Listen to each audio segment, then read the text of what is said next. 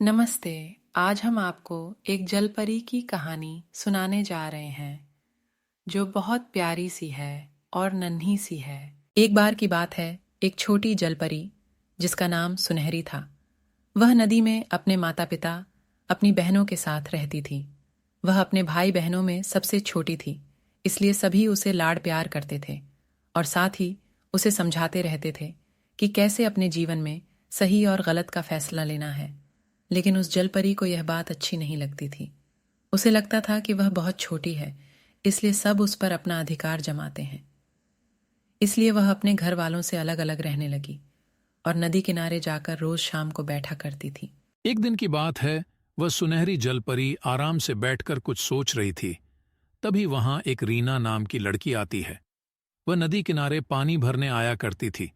उस दिन रीना की नजर उस जलपरी पर पड़ती है। पहले तो वह डर जाती है, लेकिन उसके बाद वह सुनहरी जलपरी से बात करने की कोशिश करती है। बातों बातों में पता चलता है कि रीना और सुनहरी दोनों एक ही चीज से परेशान है। वह नहीं चाहते थे कि उन्हें उनसे बड़े कुछ समझाए। अब दोनों की दोस्ती गहरी होने लगी।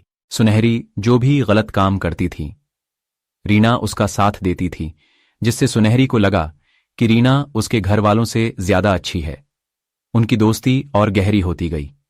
एक दिन रीना अपने घर वालों को सुनहरी जलपरी के बारे में बताती है। पहले तो उसके घर वाले यकीन नहीं करते, लेकिन जब रीना के माता या और पिता को लालच आया तो वह सोचते हैं कि क्यों ना सुनहरी जलपरी को बेचकर कुछ पैसे कमाए जाए। वह रीना से कहते हैं कि आज तुम सुनहरी जलपरी को घर लेकर आना, हम उसे दावत देंगे। जब रीना यह बात खुश होकर सुनहरी को बताती है तो सुनहरी का तो खुशी का ठिकाना ही नहीं रहा। वह रीना को रुकने को बोलकर अपने घर वालों से पूछने के लिए जाती है, लेकिन सुनहरी के घर वालों को पता था कि इंसान और जलपरी आपस में दोस्त नहीं है।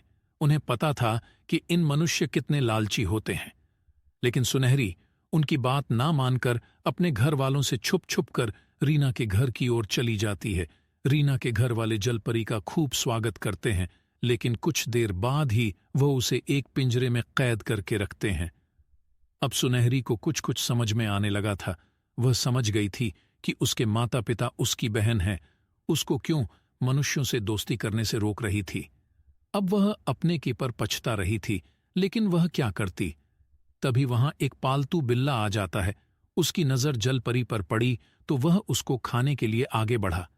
जैसे ही उसने पिंजरे का दरवाजा खोल, वैसे ही जलपरी उड़ गई और वह सीधे अपने घर वालों के पास गई। उसने उनसे सीधे माफी मांगी और कहा कि आज के बाद वह उनकी हर बात मानेगी और कोई भी काम सोच समझकर करेगी। मित्रों, इस कहानी से हमें यह शिक्षा मिलती है कि हमें कोई भी कार्य सोच समझकर करना चाहिए। किसी पर भी आंख बंद करके भरोसा नहीं करना चाहिए और अपने से बड़ों की बात हमेशा सुननी चाहिए।